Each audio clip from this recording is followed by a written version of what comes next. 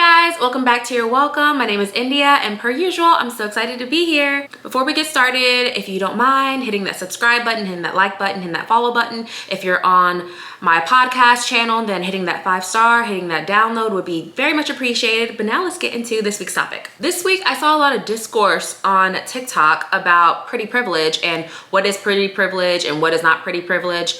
That is not what I'm here to talk about. I want to talk about the advantages and disadvantages of pretty privilege. Now, in the concept of pretty privilege that I am talking about, I think that every woman out there is pretty and beautiful in their own way. We all have qualities about us that other people aspire for. So no matter what you feel like you look like, someone is looking at you and thinking you're the most gorgeous woman alive. And that is the confidence that we need to have. And when people see a pretty girl and a scandal happens around said girl and they're like, well, how could that happen to her? She's drop dead gorgeous.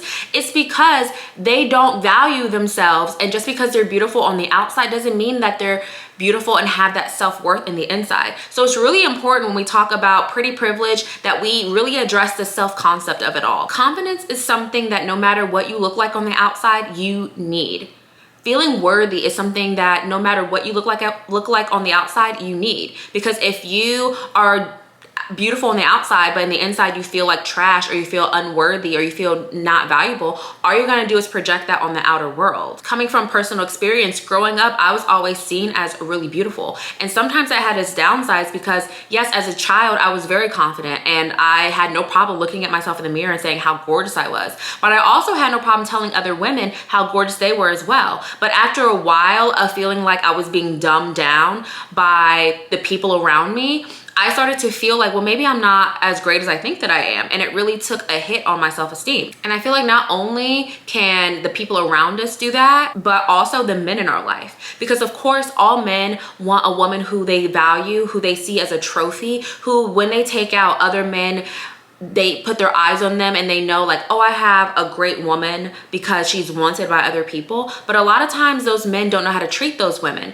And instead of them continuing to pour into them and put them on a pedestal, they start to want to, again, dumb them down, make them feel small in some sort of way in order to feel like they're their equal. And if women aren't careful, this is what causes some of us to have poor mental health. It's because of that cognitive dissonance of only being valued for our beauty and not being valued for our personality, for our wisdom, our intelligence. And I also remember growing up, or even in relationships that I had in high school and college, I remember specifically this one man told me, you are so beautiful, but when you talk, I just wish you didn't. And I remember, obviously it took a toll on me because I still remember it now. And I remember thinking like, maybe I shouldn't speak, like maybe there's something wrong with me. And even when I moved to Atlanta, I remember going out with a friend and some of her friends. And while I'm out with them, this girl asked me, did you go to college? And I'm like, yeah, I did. And she's like, oh, I can tell. But the way she said it, I knew that she meant it as a derogatory comment, and she didn't mean it in a good way. And so I remember thinking like, oh, like maybe I should be more quiet and I shouldn't speak up, or I shouldn't talk about the things that I'm passionate about.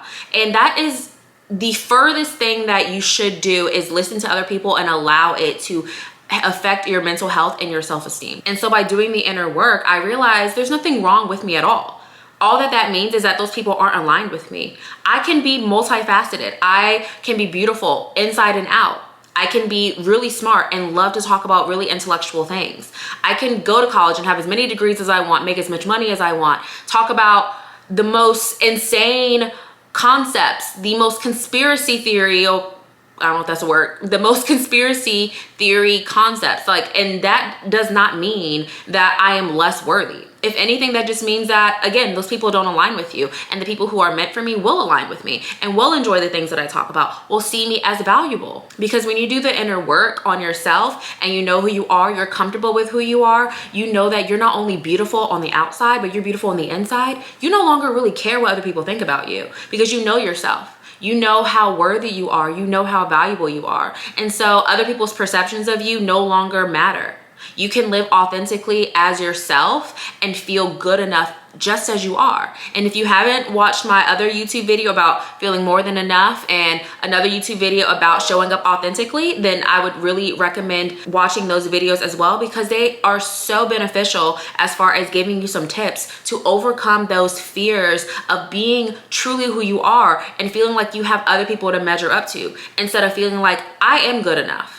and showing up good enough, because your light and your power is more than just about your outer beauty, but it's about the way you carry yourself. It's about your energy. It's about how you walk, how you talk, how confident you are in yourself. And again, how authentically you show up in this world. And the more you work on yourself and the more you remove the people who aren't meant to be in your life, and you remove those blockages and those limited beliefs about who you are, you call in the right people. You call in the right people and the right opportunities, and everything starts to align. That's not to say to not be aware of your pretty privilege and not to use it as leverage into your advantage. Like, I remember when I was a program director and I was the only woman on the corporate managerial level. And as a woman, I recognize that sometimes we can be taken advantage of in the workplace, or men don't take us seriously. And so in order to combat that, no, I wouldn't be overly sexual or make advances at my manager, at my bosses. They were the owners of the company. Instead, I would walk into a meeting in a shirt that showed a little shoulder, still professional, still would wear business attire, but just showing a little shoulder. When I knew that I needed to talk about something that involved money, or pouring more money into the projects that I was doing to uplift the company and to make the company into what it needed to be. And so I knew if I show a little shoulder, that is more feminine, and that may get me the answer that I desire. If I make sure that I look dolled up, similar to this, and I have my hair the way that I want it, and I'm wearing makeup and I look really pretty, who can deny that? Especially when I come with facts and data and exactly the budget and what it will take to do whatever it was necessary to do within that company.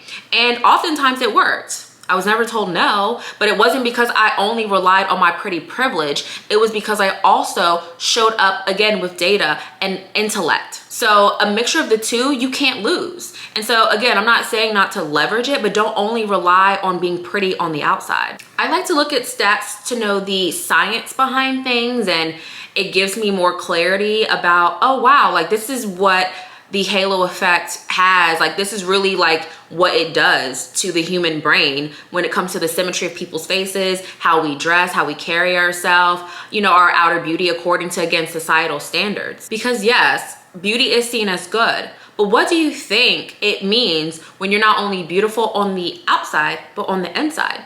When your light shines so bright that it can't be denied, and not just because of how you look. Because at some point, looks are gonna fade, but what lasts is who you are.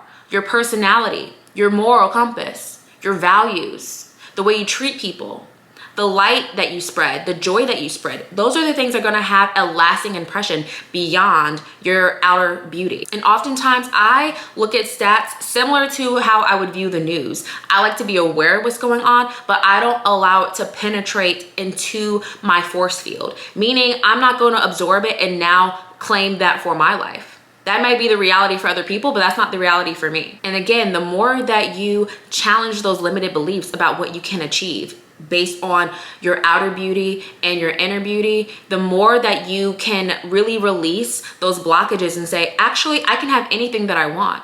I can do anything that I want. The more that when things reject you, or men reject you, or people reject you, or people treat you differently because you're beautiful, you can say, that has nothing to do with me. That has to do everything to do with them, and that's a personal problem. That has nothing to do with me, and that won't change who I am. Because the more you do the inner work, and I mean the real inner work, and I always talk about this in my videos, the real inner work, getting to the root of how you feel and why you feel that way. And sometimes that does take a therapist. That does take more challenging work. And this is something that I've been having to challenge myself about for years, and really having to take a look back and reflect on why I think the way that I do. Why do I have these limited beliefs? But really, when you can tap into that, you realize that the outer world is a reflection of what you believe about yourself and how you carry yourself. So if you work on yourself and you believe, yes, I'm beautiful on the outside, but I'm also beautiful on the inside. I have so much to offer, and you really remove the people from your life who offer less than you, honestly, because once you do the inner work, you're like, why am I keeping this person in my life when they offer me so little, when they're not a match for my life the way that it is now? You start to have the outer world mirror all the work that you've done on yourself. And that's really the goal, is to elevate and to continue to get closer and closer to our highest self. Being pretty on the outside is great, but being beautiful on the outside and the inside is even better. And I would just challenge you to truly hone in and, first of all, know that you're beautiful. Because again, who cares about societal standards? They change from place to place. America has societal standards that are mostly unachievable or based on surgery and filler and Botox and fakeness, right? But in other countries, they don't see women that way. They see natural bodies as more beautiful. And that's not to say that having a BBL or having surgery means that you're less than, because not at all. I think women should do what they feel called to do, and as long as you feel good about your decisions and what you're doing, that's all that matters. No one else matters when it comes to that. But security comes from within. It doesn't come from how you look on the outside, because again, looks fade. So who are you in the inside? And challenge those beliefs about how you feel about yourself. Look yourself in the mirror and start to do mirror work and tell yourself, I'm beautiful every single day. I have to do that. And I'm not saying I'm the most drop dead gorgeous woman ever, but I'm very confident in myself. I know who I am. I know how beautiful I am, but I know that it's just not my outer beauty that is a light and a magnet for all the opportunities and everything that I receive. It is because I'm beautiful on the inside, and because I truly value myself and I know how worthy I am. And it's gonna take time. I say this on every video, be easy on yourself when it comes to the work you're doing on yourself. It doesn't happen overnight, but one day you do wake up and you feel different. Count on that, bet on that, let that be your guiding post, knowing that one day I will wake up and I will feel different, because I promise you, you will. I have dealt with insecurities my entire life. People trying to dumb me down, people calling me names, hairy, too skinny, big eyes, big nose, telling me my hair was too long or too white, saying that I sounded too valley girl, or that I have really long legs, and you know, just whatever they could think of. And when you realize that people only do that to make themselves feel better, you really challenge the way that you have allowed other people to make you feel less than what you really are.